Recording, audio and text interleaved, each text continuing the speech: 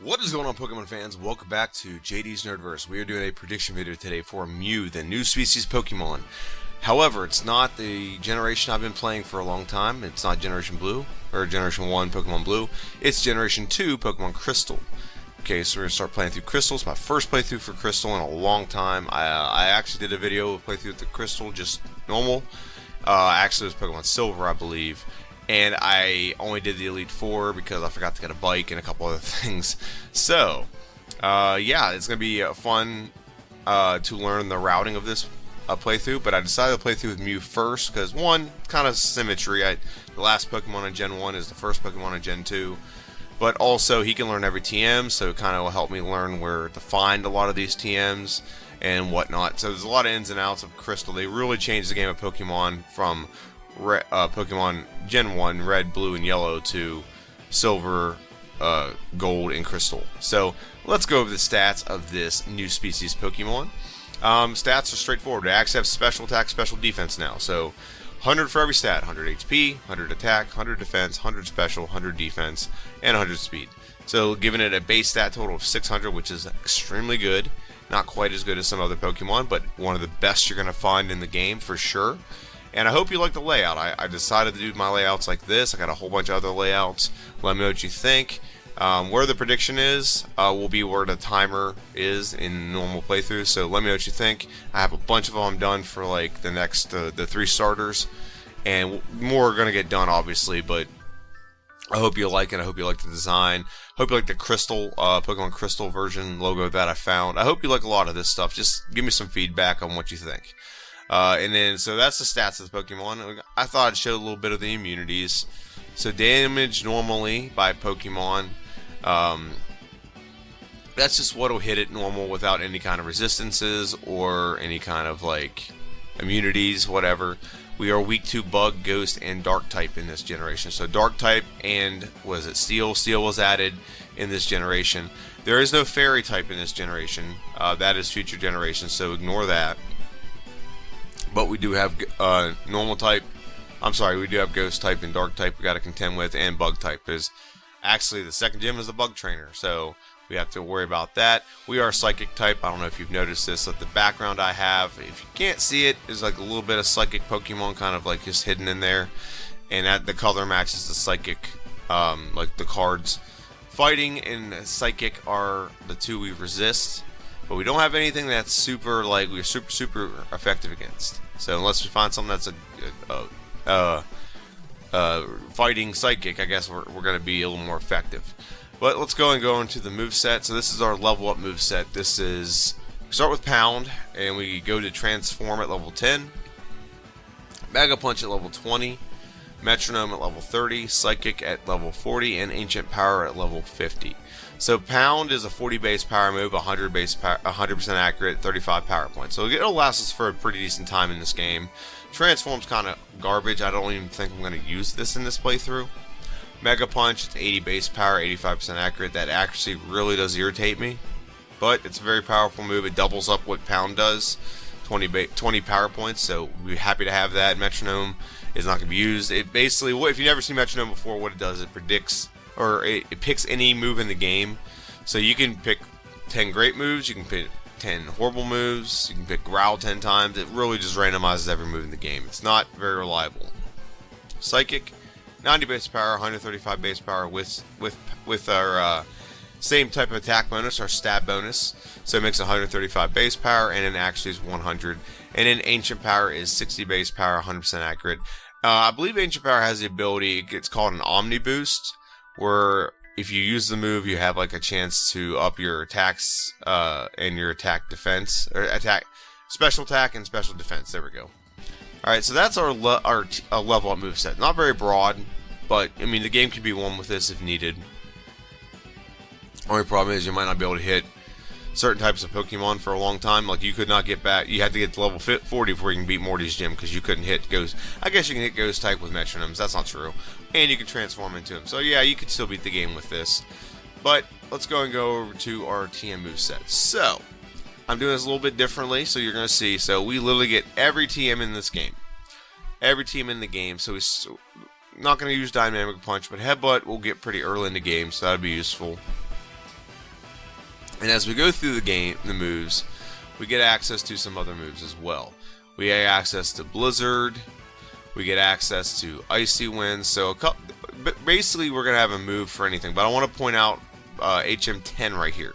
HM10 is called Hidden Power. Now the way this move works in Generation 1 is this move is based on your stats. It will give you a hidden power, and it gives you the move is a typed move, where it gives you a type. So for example, if we have any problems, this is great for this generation for any kind of deficiency. So if you have any problems with Dragon Pokemon, and you don't have access to an Ice move, or you can't learn an Ice move, everyone learns Hidden Power, which means Hidden Power, if your stats line up correctly, can give you Hidden Power Ice. So it would be a 70 base, or it'd be I think it's a 70 base power Ice move. Okay? And then so on and so forth down the line. So what we did is, because we don't learn Psychic till 40, is we're going to do Hidden Power Psychic. So that way I can get this move and have a really powerful Psychic move up until the point where I get Psychic. Okay? It might be a waste, but nothing we have is going to be super effective against us, and nothing we have is not going to have a super good move to use against us. Okay? So as we scroll down, we're going to see there's a ton of moves here we're going to use. There's tons of different strategies we're going to use. I can't really go over all of them right now. There's so many. Earthquake is a very powerful move we're going to use. Dig will probably get used at some point. Psychic, obviously. Shadow Ball, potentially. Mud Slap, we can't really get by our second rival fight without Mud Slap. So the reason why that is Mud Slap, it's actually can do special damage, and he has a Ghastly, and nothing we can learn up to that point will let us hit him other than Mud Slap. We might be able, I think Fury Cutter could probably hit him, but I'd rather not run the risk. I'm just use Mud Slap. Ice Punch, we'll get access to all the elemental punches once we get to Goldenrod City. And, I'm sorry, I'm in the wrong place to scroll. So all the elemental punches: Ice Punch, Thunder Punch, Fire Punch. Get access, like I said, Headbutt. There's so many moves here we get access to, and you get all the access to all the HMs. We also get access to some what's called I don't remember what it's called. It's called tutor moves. So you can learn this right out after you beat the Elite Four. And there's Flamethrower, Ice Beam, and Thunderbolt. Now we're not transferring in from another generation, so there's not any other moves I can learn. I'm not doing that. But there is some pretty cool moves we can learn down here if we transfer the Pokemon in. But we're not going to do that. So we're going to go back to the first slide, and I'm going to give a prediction. Well, I want to make something clear. The reason why I'm using Mew is going to be kind of my test run, a little bit of my guinea pig, because I don't know, I have not routed Pokemon Crystal, Silver, Gold, whatever, the way that I've routed Pokemon Red and Blue. So I've played Red and Blue a hell of a lot more than I've played Pokemon Crystal. I actually never played Crystal before, I've always just played Silver. But it seems to be a consensus that the best way to play through Pokemon 2nd generation is to play through a Crystal. So I'm going to do that, just like whenever I get to Gen 3, I'm probably going to play through Emerald and not play through the other two. So that's how I plan on playing through this game. This Pokemon will be my, like I said, it'll be my test dummy. I'm going to get a, I'm going to play through the game with Mew. He's going to be my test fodder. He's probably going to have a horrible time just because I don't know the layout. And there's a lot more ins and outs of Pokemon Crystal than there is Red and Blue. For example, there's a whole bunch of held items. There's days of the week where you can get certain held items and certain moves. For example, I'm probably going to play through this week, but I'm probably have to do a lot more research on how to get return. You can get return. I just think it has to do something to do with the day. I don't know. I don't remember this. I really don't. So I don't remember the day of the week. I know you can get Pink Bow a lot earlier than the radio tower, but I just don't remember how to do that. And I've played through. I have a couple projects I'm working on. I have a really nice Versus series coming up, so haven't had time to really deep dive and route this.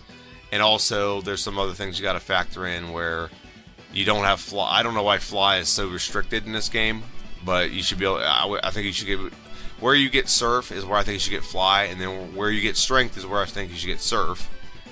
Okay, and then you should probably get maybe strength on the island where you fight what's his name, Chuck. So there's a lot of things that I think should be a little bit different with this game, but I think you should get access to fly a lot earlier than you do, but you don't. And so because of that, like for example, we're gonna go to Hidden Power. We got all the way to Lake of Rage to get Hidden Power, then travel all the way back to I don't even know the name of the city where Morty is, and then travel and go fight Chuck and go get the potion for Ampharis. So that's one of the reasons why honestly I didn't like playing Crystal.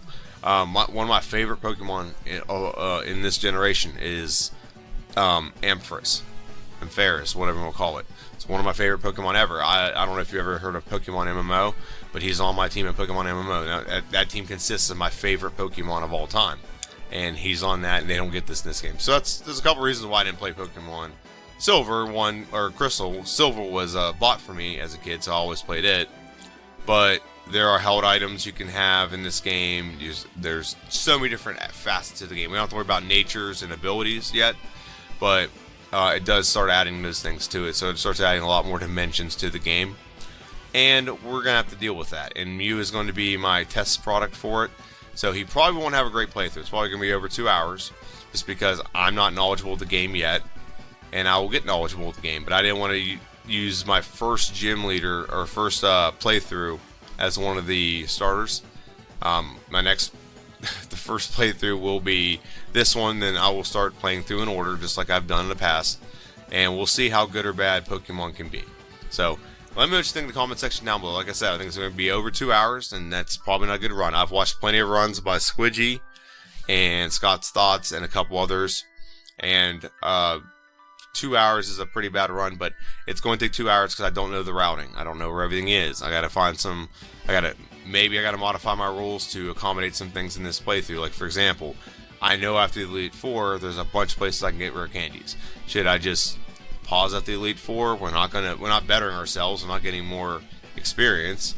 So should I just pause and go get the rare candies and then start up once I get on whatever boat to Johto? So I don't know. I'm figuring all that stuff out, but I will be playing through with Mew to figure those things out, learn all the ins and outs of the game. So let me know what you think. Do you think Mew's going to have a pretty good time? Do you think I'm going to crush it and get it under like an hour and 30 minutes? Or whatever. Like I said, I don't know the routing yet. So this is going to be, we're going to discover this together. So let me know what you think. Have a good one, and I'll see you guys on Friday.